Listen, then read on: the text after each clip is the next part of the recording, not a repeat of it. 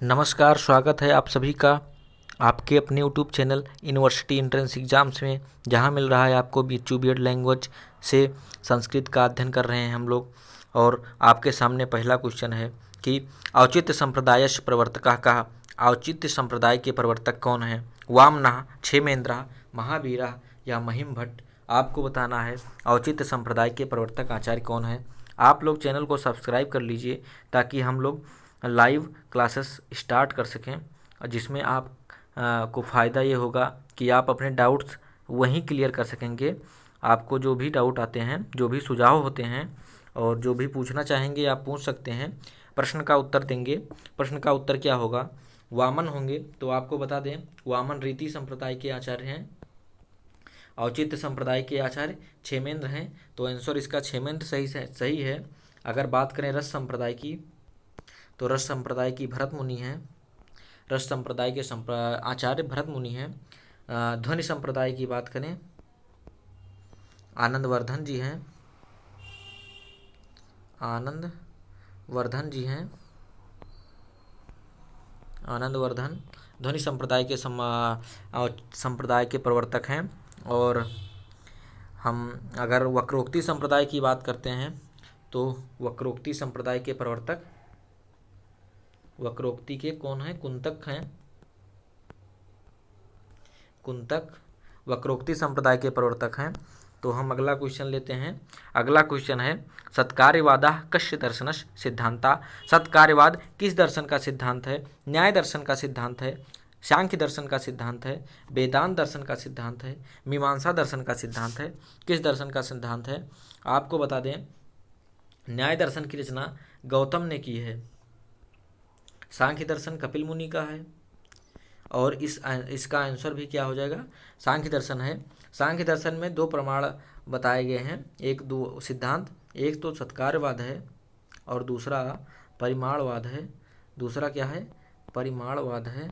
तो आपको ध्यान रखना है सत्कार्यवाद या परिमाणवाद कोई भी क्वेश्चन आता है किस दर्शन से संबंधित है, तो क्या होगा? सांख्य दर्शन से संबंधित है। आपको एक जानकारी और दे दें कि अगर कहीं क्वेश्चन आता है सांख्यकारिका किसकी रचना है, तो ईश्वर कृष्ण की रचना है। ईश्वर कृष्ण ने सांख्यकारिका की रचना की है और सांख्य दर्शन से सांख्यकारिका संबंधित है।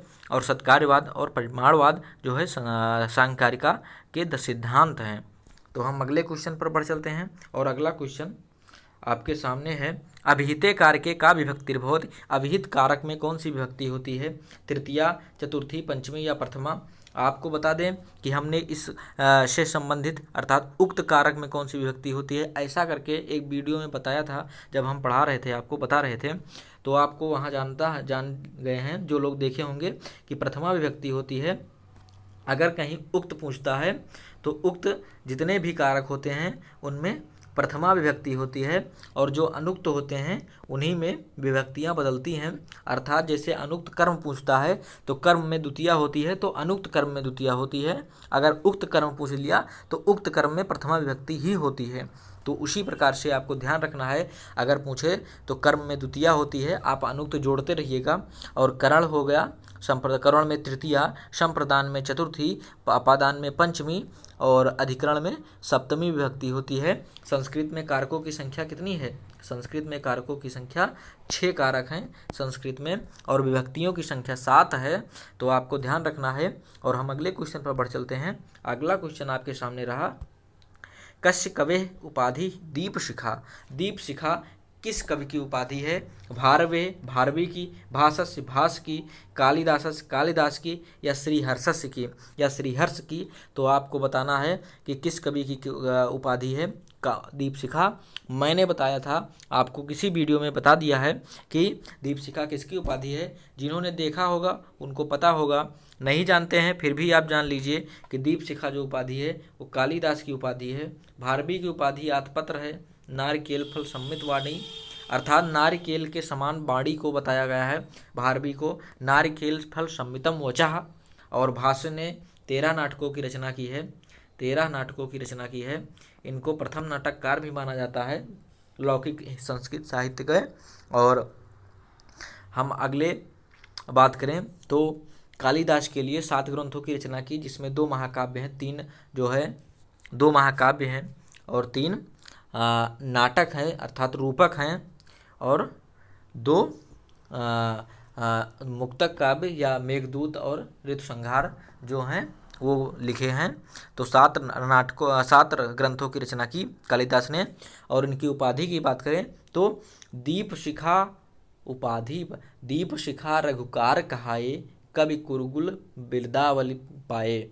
अर्थात दीपशिखा और कवि कुलगुरु इनकी उपाधि है। और इनका प्रिय छंद, अगर हम बात करें कालिदास की बात करें तो इनका प्रिय रस जो है, रस की बात करें तो श्रृंगार इनका प्रिय रस है और उपमान इनका अलंकार है और प्रकृति का इन्होंने बहुत ही स्वर्णिम वर्णन किया है। तो आपको ध्यान रखना है, रस श्रृंगार है, उपमान इनका है कि कहा जाता है रस श्रृंगार उपमान प्रतीति, अर्थात उपमान अलंकार, उपमा अलंकार के लिए ये प्रसिद्ध हैं। उपमा अलंकार इनका प्रसिद्ध, उपमा अलंकार इनको सबसे अधिक प्रिय था। और कालिदासस्य भारवेऽर्थगौरवं दंडिनः पदलालित्यं माघे सन्ति तुर्यगुणा। अर्थात उपमा कालिदास के लिए, भारवी अर्थ गौरव के लिए, दंडी पद लालित्य के लिए और माघ, इन तीनों के लिए प्रसिद्ध हैं। हम अगले क्वेश्चन पर बढ़ चलते हैं। अगला क्वेश्चन लेते हैं आप सभी के सामने। तर्क संग्रहे कति द्रव्याणि वर्णितानि सन्ति। तर्क संग्रह में कितने द्रव्यों को वर्णित किया गया है? आपको बताना है कि तर्क संग्रह में कितने द्रव्यों को वर्णित किया गया है। ऑप्शंस हैं आपके सामने 8, 9, 7, 16, अर्थात 8, 8, 9, 7 या फिर 16। तो आपको बताना है तर्क संग्रह में अगर पदार्थ की बात करें, पदार्थ तो 7 हैं, पदार्थ 7 हैं, आपको ध्यान रखना है। द्रव्य की बात करें तो द्रव्य कितने हैं? द्रव्यों की संख्या 9 है। गुण की बात करें तो गुण कितने हैं? 24 हैं। प्रमाण की बात करें तो प्रमाणों की संख्या कितनी है? 4 है। ये तर्क संग्रह के बारे में मैंने बता दिया। तो आपका आंसर कौन सा सही चला जाएगा? आपका आंसर 9 बिल्कुल सही है। द्रव्यों की संख्या पूछा है ना, तो द्रव्यों की संख्या कितनी है? 9 है। पदार्थों की संख्या पूछेगा तो आप क्या लगाएंगे? 7। द्रव्यों की संख्या पूछता है तो कौन सा आंसर होगा? 9। गुण पूछते हैं तो 24। और प्रमाण पिछली बार 2021 में पूछा गया क्वेश्चन था कि तर्क संग्रह में कितने प्रमाणों की संख्या है, तो 4 प्रमाण बताए गए हैं तर्क संग्रह में। और तर्क संग्रह किसकी कृति है? तो तर्क संग्रह अन्नम भट्ट की रचना है। अन्नम भट्ट की रचना है तर्क संग्रह। और यह न्याय और वैशेषिक का ग्रंथ है, न्याय और वैशेषिक का ग्रंथ है। तो हम अगले क्वेश्चन पर बढ़ चलते हैं। आशा करते हैं वीडियो को समझ में आ रहे हैं। आप लोग चैनल को सब्सक्राइब करिए, लाइक करिए और वीडियो को शेयर करिए ताकि अन्य लोगों को भी लाभ मिले। समुचितम मेलनम विधेयम, समुचित मेलन करिए। आपको मिलाना है पाणिनि, पतंजलि, वरदराजाचार्य, भट्टोजी दीक्षित। आपको बताना है, इधर दिया है महाभाष्यम, वैयाकरण सिद्धांत कौमुदी, अष्टाध्यायी, लघु सिद्धांत कौमुदी। हम मिलान कर रहे हैं, आप देखिएगा। आपको पता है पाणिनि किसकी रचना की? अष्टाध्यायी की रचना की। पतंजलि ने क्या किया है? महाभाष्य लिखे हैं। वरदराजाचार्य ने लघु सिद्धांत कौमुदी लिखी है और भट्टोजी दीक्षित वैयाकरण सिद्धांत कौमुदी लिखे हैं। अगर इनको कहा जाए तो ए का क्या हो जाएगा? ए का चौथा, बी का पहला, शी का वरदराजाचार्य का लघु सिद्धांत कौमुदी सी का चौथा है। और पाणिनि जो है अष्टाध्यायी तीसरा है, इसको तीसरा कर लीजिएगा। मैंने मिलाया सही है, लिख गलत दिया, जिसके लिए क्षम्यताम। आपको बताना है। और भट्टोजी दीक्षित डी का दूसरा है, तो आपको डी का दूसरा बताना है। तो अगले क्वेश्चन पर बढ़ चलते हैं। आपको ध्यान रखना है, ये इनके ग्रंथ हैं। पाणिनि की ग्रंथ क्या है? अष्टाध्यायी है। और पतंजलि महाभाष्य का रचना है। वरदराजाचार्य ने लघु सिद्धांत कौमुदी लिखा है और भट्टोजी दीक्षित ने वैयाकरण सिद्धांत कौमुदी लिखा है। तो हम अगले क्वेश्चन पर बढ़ चलते हैं। अगला क्वेश्चन है सवर्ण संज्ञा विधायकम सूत्रम अस्ति। सवर्ण संज्ञा विधायक सूत्र कौन सा है? संज्ञा विधायक सूत्र होते हैं, विधि होते हैं, अधिकार सूत्र होते हैं, नियम सूत्र होते हैं। 6 प्रकार के सूत्र बताए गए हैं संस्कृत व्याकरण में। और उनमें से एक संज्ञा विधायक सूत्र होता है। और आपसे पूछा गया है कि सवर्ण संज्ञा विधायक सूत्र कौन सा है, तो आपको बताना है कौन सा हो जाएगा। आकाश वर्णीय अगर पूछता है, आकाश वर्णीय दीर्घा से दीर्घ संधि होती है, ये दीर्घ संधि करने का सूत्र है और ये विधि सूत्र है। आकाश वर्णीय दीर्घा अगर समान वर्ण आते हैं तो वहाँ पर क्या हो जाता है, दीर्घ संधि होती है। और आपको बता दें तुल्यास प्रयत्नम सवर्णम, इसका आंसर सही हो जाएगा। जिसका प्रयत्न सवर्ण होता है, अर्थात जिसका प्रयत्न, जिस अक्षर का प्रयत्न समान होता है तुलना में, उनको सवर्ण कहे जाते हैं। तो सवर्ण संज्ञा विधायक सूत्र कौन सा है, तुल्यास प्रयत्नम सवर्णम। तो हम अगले क्वेश्चन पर बढ़ चलते हैं। अगला क्वेश्चन क्या है, समचितम मेलनम विधेयम। आपको मिलान करना है महाकव्य भाषा, महाकव्य कालिदासा, महाकव्य भभूति, महाकव्य भारवी। और इधर दिया है उसका ग्रंथ उत्तर रामचरितम, किरातार्जुनीयम, अभिज्ञान शाकुंतलम, स्वप्नवासोदत्तम। आपको आसानी से मिलान कर लेना है क्योंकि रचनाओं से ऐसे ही क्वेश्चन बने हैं और बनते भी हैं। तो आपको पता है महाकव्य भाष का कौन सा ग्रंथ है, स्वप्नवासोदत्तम है, ए का चौथा हो जाएगा। महाकव्य कालिदास का अभिज्ञान शाकुंतलम है, अभिज्ञान शाकुंतल नाटकों में सर्वश्रेष्ठ नाटक है। और सागर पूछे कि साहित्य में को सबसे सर्वश्रेष्ठ क्या होता है, नाटक होता है। और साहित्य के बाद में नाटक में सर्वश्रेष्ठ कौन सा है, संस्कृत साहित्य के अभिज्ञान शाकुंतलम। अभिज्ञान शाकुंतलम में सर्वश्रेष्ठ क्या है, चतुर्थंग। चतुर्थंग में क्या है, 4 श्लोक। तो आपको पता है। और महाकव्य भवभूति की रचना क्या है, उत्तर रामचरितम। और महाकव्य भारवी की रचना क्या है, किरातार्जुनीयम। तो आपका ऑप्शन ए का चौथा, ए का चौथा, ए का चौथा, ए का चौथा, महाकव्य कालिदास का तृतीय अर्थात बी का तीसरा, सी महाकव्य भवभूति का क्या है, उत्तर रामचरितम, सी का 1, और डी का महाकव्य भारवी ने किरातार्जुनीयम की रचना की है। ये किरातार्जुनीयम की कर रचना श्रीपद से की कोट कल्पना। तो महाकव्य भारवी का डी नंबर द्वितीय किरातार्जुनीयम है। आप प्ले लिस्ट में जाइएगा कवियों के परिचय में, वहाँ कवियों के कई वीडियो मैंने डाले हैं, आप देख सकते हैं, उनको स्पीड अप करके भी देख सकते हैं। क्वेश्चन कवियों से, उनकी रचनाओं से, जन्मस्थान से, उनकी उपाधियों से बने हैं, बनेंगे बिल्कुल। तो आपको तैयार कर लेना चाहिए। अभी आप मिलान करिए कौन सा विकल्प सही हो जाएगा। ए का चौथा, बी का तीसरा, सी का पहला और डी का दूसरा। पहला ही विकल्प मेरे ख्याल से सही हो गया है।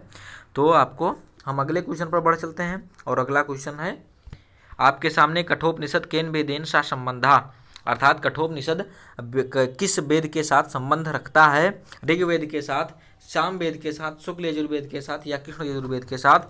आपको पता है कठोपनिषद में क्या है, यम नचिकेता संवाद है, यम और नचिकेता संवाद है, यम नचिकेता संवाद है। और यह कठोपनिषद किस ग्रंथ से संबंधित है, तो कृष्ण यजुर्वेद का ग्रंथ है कठोपनिषद। आंसर चौथा सही हो जाएगा। शुक्ल यजुर्वेद का ग्रंथ पूछे तो ईशावास्योपनिषद जो है, ईशावास्योपनिषद, ईशावास्योपनिषद जो है शुक्ल यजुर्वेद का ग्रंथ है, 40वां अध्याय है ईशावास्योपनिषद शुक्ल यजुर्वेद से। तो आपको आंसर पता हो गया। कठोपनिषद कृष्ण यजुर्वेद, शुक्ल यजुर्वेद से पूछता है तो ईशावास्योपनिषद। और कृष्ण यजुर्वेद में क्या है, तो यम और नचिकेता का सिद्धांत प्रमुख है, जिसमें नचिकेता ने 3 वरदान मांगे थे यम से, अर्थात यमराज से। हम अगले क्वेश्चन पर बढ़ चलते हैं टाइम न लेते हुए। अगला क्वेश्चन आपके सामने है, वेद पुरुषस्य नेत्रम किम, वेद पुरुष का नेत्र क्या कहा जाता है, ज्योतिष को कहा जाता है, कल्प को, व्याकरण शास्त्र को या निरुक्त को। आपको बता दें 6 वेदांग हैं और 6 वेदांगों में से प्रत्येक को एक अंग दिया गया है और अंगों में आपको बताना है, उनको वेद के अंग माने गए हैं पुरुष को। तो आप बताइए नेत्र किसका है, तो ज्योतिषामयनम चक्षु, अर्थात ज्योतिष का ही क्या है, नेत्र है। और जो है व्याकरण क्या है, व्याकरण जो है मुखम व्याकरणम स्मृतम, अर्थात व्याकरण को मुख कहा गया है। और हमने एक इसी के पिछली वाली क्लास में पूरा इसका डिस्कशन किया है, इसलिए टाइम ना लेते हुए आपको नहीं बता रहे हैं। आपको देखना है तो क्लास नंबर 4 को देख लीजिए, वहाँ पर पूरे वेदांगों से संबंधित है। हम अगला क्वेश्चन लेते हैं, प्रत्याहार विधायकम सूत्रमस्त, प्रत्याहार विधायक सूत्र कौन सा है, हलंत्यम है, अदर्शना लोपा है, आदिरंतेन संहिता है, तस्य लोपा है। आपको बताना है इसमें से कौन सा आंसर सही हो जाएगा। प्रत्याहार का विधायक सूत्र क्या है, प्रत्याहारों की संख्या पूछे तो 42 प्रत्याहार और 43 प्रत्याहार देखने को मिलते हैं। अगर पूछता है, अगर ऑप्शन में आपको 43 प्रत्याहार की दिया गया है तो आपको 43 प्रत्याहार वाला ही ऑप्शन चुनना है। और अगर आपको प्रत्याहार में नहीं दिया गया है 42 ऑप्शन वाला देना है तो आपको मजबूरी है कि 42 ऑप्शन चूज करेंगे। लघु सिद्धांत कौमुदी में 43 प्रत्याहार दिए हुए हैं और 43 प्रत्याहार में आपको बता दें कि रा प्रत्याहार जो है इसी के कारण ये प्रत्याहारों की संख्या घटती बढ़ती रहती है। तो इसका आंसर क्या हो जाएगा, हम आपको बता दें इस विकल्प का आंसर होगा आदि अंत्येन सन्निहिता।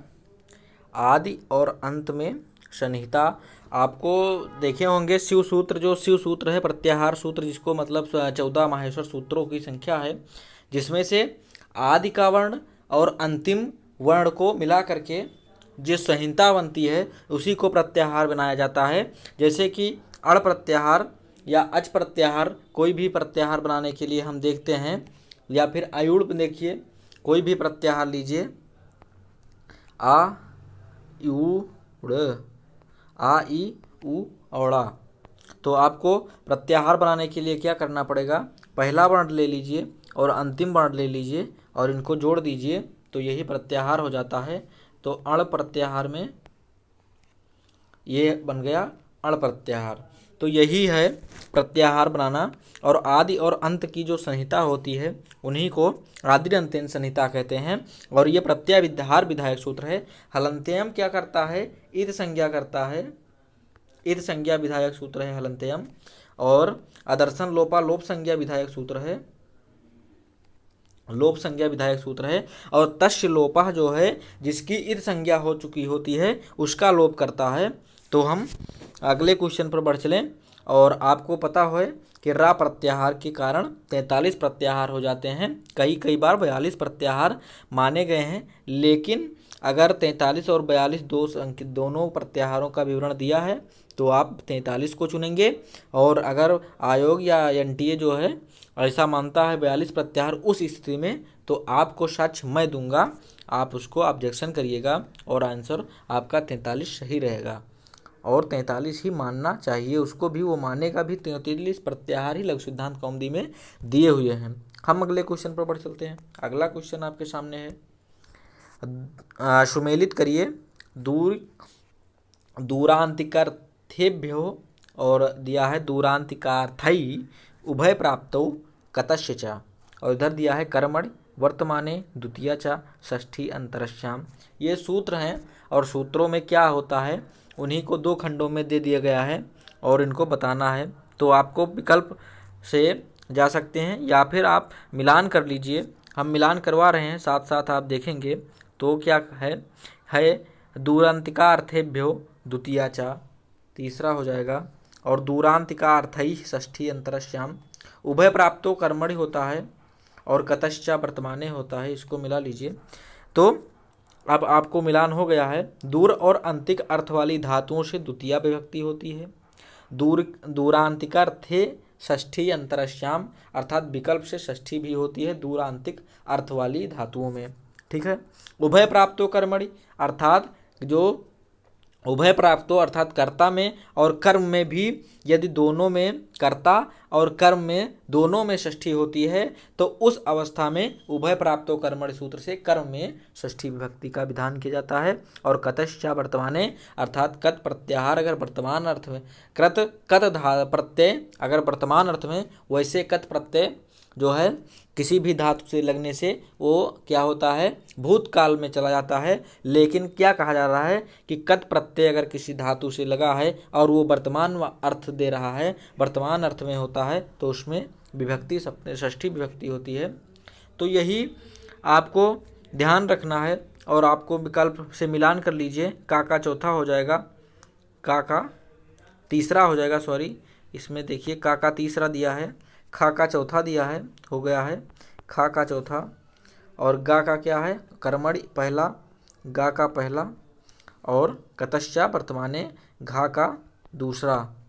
तो का तीसरा, चौथा, 3 4 1 2, 3 4 4 4 3 4 3 4 1 2, डी नंबर सही है, डी विकल्प सही हो जाएगा। तो आपको ध्यान रखना है। और हम अगले क्वेश्चन पर बढ़ चलते हैं। अगला क्वेश्चन आपके सामने है, न वेति विभाषा सूत्र के वा से क्या बोध होता है, किसका बोध होता है आपको बताना है। वा से किसका बोध होता है? नावेत विभाषा एक सूत्र है और उससे क्या बोध होता है? विशेष का, वाधा का, विकल्प का या विषय का। तो आपको पता है वा से विकल्प का बोध होता है, नावेत विभाषा से विकल्प का बोध होता है और ये विकल्प से कोई कार्य करवाता है। तो ऐसा सूत्र है, ये विधि सूत्र है।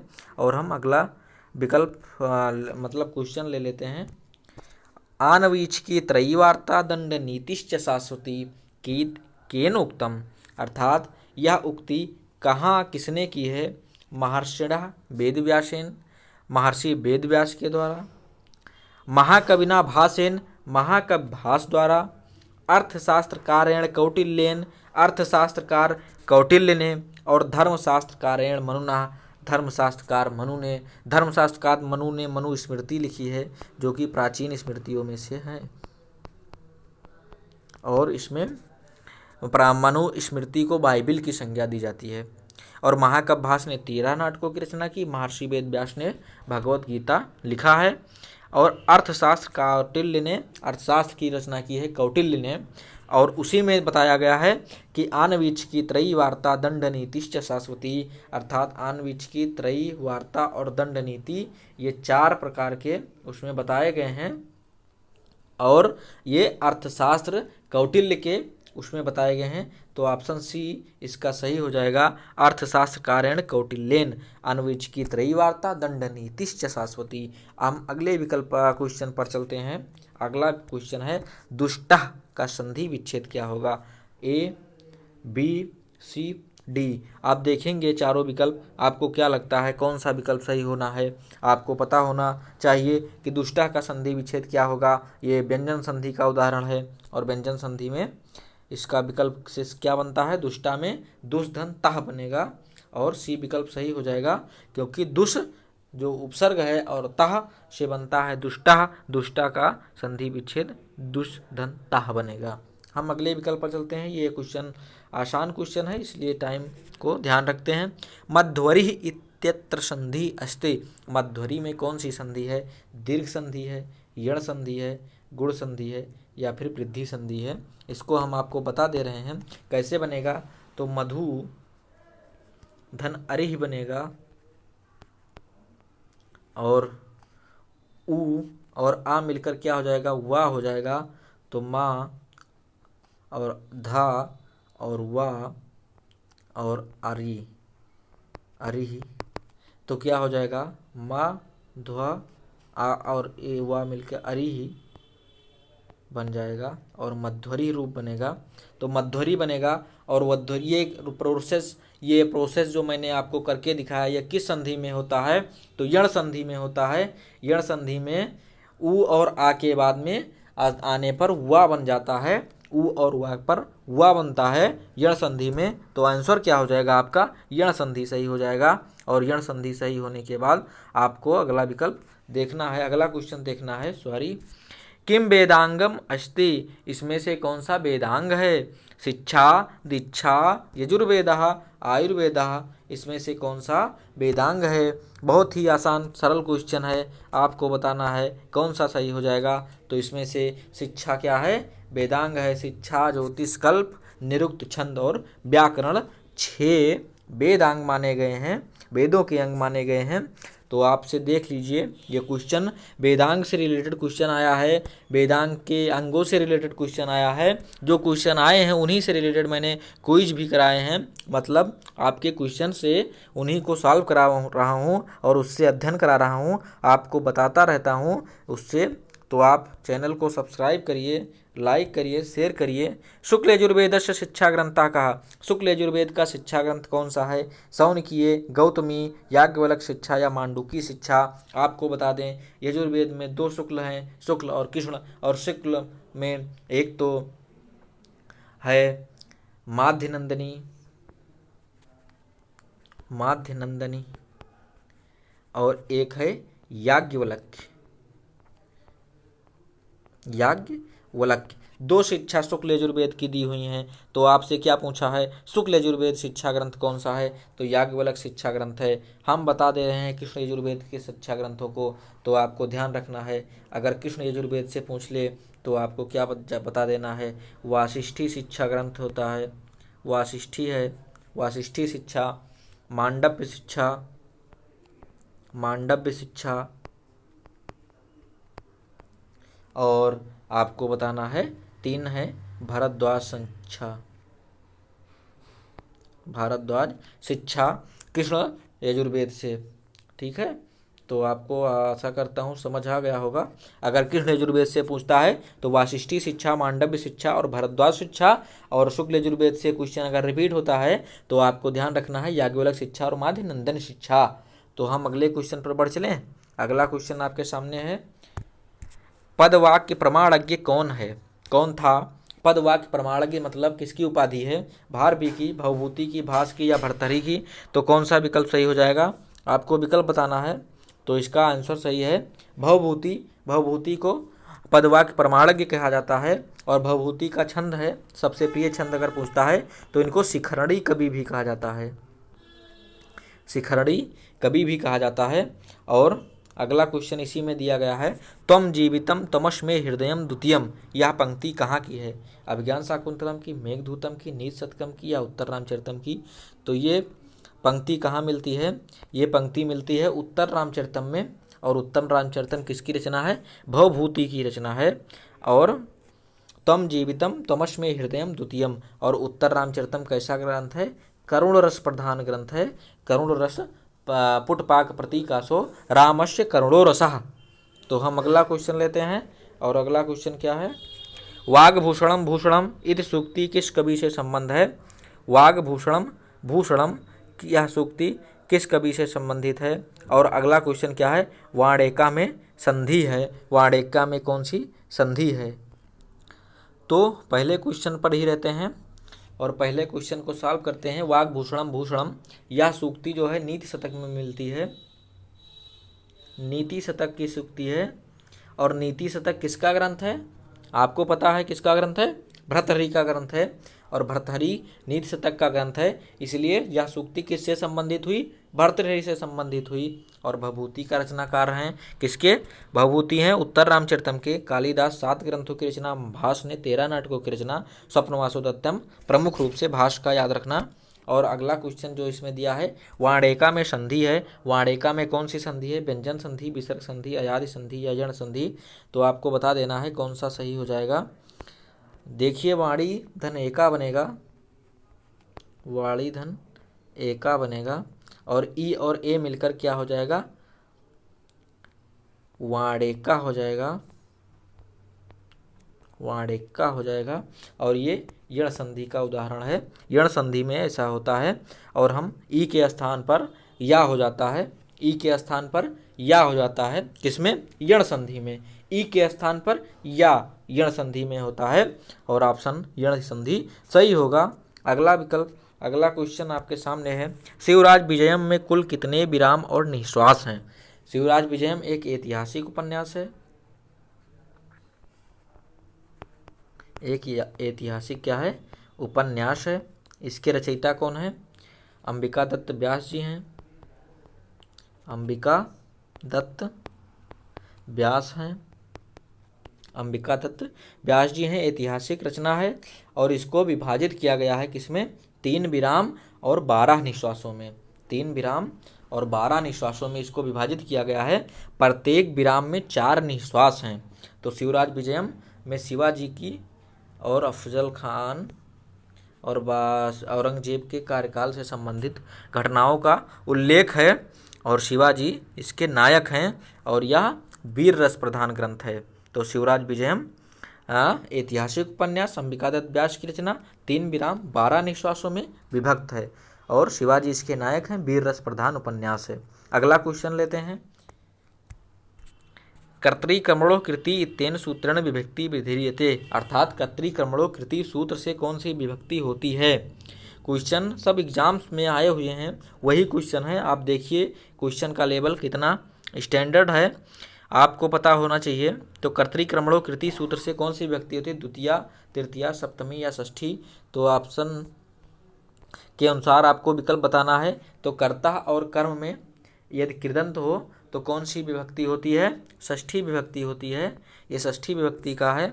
अगला क्वेश्चन दिया है, कुंभकारा इत्यत्र समासो अस्ति, अर्थात कुंभकार में कौन सा समास है? तृतीया तत्पुरुष, प्रादि तत्पुरुष, उपपद तत्पुरुष, द्वितीया तत्पुरुष। तो इसका क्या बनेगा? प्रादि तत्पुरुष नहीं बनेगा, तृतीया तत्पुरुष नहीं बनेगा और द्वितीया तत्पुरुष भी नहीं बनेगा। इसका उपपद तत्पुरुष होगा। कुंभम करोति कुंभकारः बनता है, कुंभम करोति कुंभकारा बनेगा। अण प्रत्यय लगा है कुंभकार में, कुंभकारा बनेगा, अण प्रत्यय लगा है। और अगला क्वेश्चन इसी में दिया है, द्वियमनम इत्यत्र समासो वर्तते। द्वियमनम में कौन सा समास है? द्विगु समास है क्योंकि संख्यावाची होता है, या फिर अव्ययी भाव समास है, तत्पुरुष है, या केवल समास है? कौन सा सही होगा आपको बताना है। तो बता दें, एक सूत्र है नदीभिश्चा,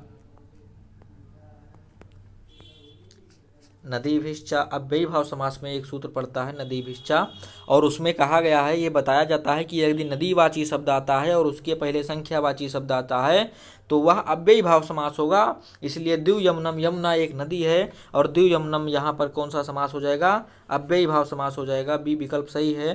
तो आपको पता हो गया पहले का आंसर क्या है, षष्ठी विभक्ति कर्तृक्रमणो कृतिका, कुंभकारा में उपपद तत्पुरुष समास और द्वियमनम में अव्ययी भाव समास, क्योंकि नदी भिष्टा सूत्र से द्वियमनम समास होता है। और हम अगला क्वेश्चन बढ़ चलते हैं। अगले क्वेश्चन में है पुराण लक्षणेश प्रतिसर्गा इत्यस्य को अर्थात पुराणों के 5 लक्षण बताए गए हैं, 5 लक्षण बताए गए हैं पुराणों के, और 18 पुराण हैं, जिनमें से कहा गया है, आपको पहले एक प्रश्न पढ़ लेता हूं मैं। ए ऑप्शन है सृष्टि, सृष्टि उत्पत्ति, सृष्टि लया, सृष्टेर आदि वंशावली। तो पुराण लक्षणेश प्रतिसर्ग का क्या अर्थ है अब मैं बताता हूं। उसमें क्या कहा गया है, पुराणों के लक्षणों में कहा गया है कि सर्गश्चा प्रतिसर्गश्चा वंशो मनवंतराणि चा वंशानुचरितम चयो पुराणम पंच लक्षणम। अर्थात सर्ग, प्रतिसर्ग, वंश और मनवंतराणि और वंशानुचरित, ये 5 लक्षण पुराणों में बताए गए हैं, जिसमें से प्रतिसर्ग का अर्थ होता है सृष्टि लया, सृष्टि लया, और सर्ग का अर्थ होता है, सर्ग का क्या अर्थ होता है? सृष्टि की उत्पत्ति, सृष्टि उत्पत्ति। मैं आपको 5 लिख देता हूँ, 2 हो गया यहीं पर, अगले में हम आपको लिखता हूँ। और प्रतिसर्ग का लय हो गया, और वंश, अर्थात वंश से क्या है, देव और मुनियों की वंशावली दी गई है, देवों और ऋषियों की वंशावली, आप समझ लीजिएगा थोड़ा टेढ़ा, ऋषियों की वंशावली, और मनवंतर, मनवंतर से मनुओं का काल, मनुओं का काल। क्वेश्चन वही हैं जो आपको पेपर में मिल सकते हैं। वंशानुचरित 5वां, अर्थात वंशानुचरित से क्या पता चलता है, वंशानुचरित से सूर्य और चंद्र वंशावली राजाओं का वर्णन दिया गया है, सूर्य चंद्र वंशावली राजाओं का वर्णन है, सूर्य और चंद्र वंशावली राजाओं का वर्णन है। तो आपको पता हो गया, सर्गश्चा प्रतिसर्गश्चा वंशो मनवंतराणि चा वंशानुचरित पुराणम पंच लक्षणम में आपको 5 लक्षण पता होने चाहिए। 18 पुराण है, 18 पुराणों में मैंने पुराण से एक क्वेश्चन और भी आया था एक वीडियो में, वहाँ भी डिस्कस किया था। अगला क्वेश्चन आपके सामने आ चुका है, प्रातिपदिक में कौन सी विभक्ति आती है, अर्थात प्रातिपदिक में कौन सी विभक्ति होती है। तो आपको बताना है, प्रथमा होती है, द्वितीया होती है, तृतीया होती है, चतुर्थी होती है। तो प्रातिपदिक में कौन सी विभक्ति होती है, आसान सा क्वेश्चन है, अंतिम क्वेश्चन है। प्रातिपदिक में कौन सी विभक्ति आती है, प्रथमा विभक्ति आती है। प्रातिपदिकार्थेभ्यो से प्रातिपदिक अर्थ में प्रथमा विभक्ति होती है, लिंग वचन मात्र में भी प्रथमा विभक्ति होती है, और प्रातिपदिक अर्थ में भी प्रथमा विभक्ति होती है, और संबोधन में भी प्रथमा विभक्ति होती है। तो इनको ध्यान रखना, मैं लिखूंगा नहीं, आपको इसको पता होगा। और हम आपसे बस एक गुजारिश करते हैं कि आप सभी का लास्ट तक वीडियो को देखने के लिए धन्यवाद। और आप लोग जितने जल्दी सब्सक्राइबर को पूरे करा देंगे, हम उतने जल्दी लाइव क्लासेस लेने स्टार्ट कर देंगे।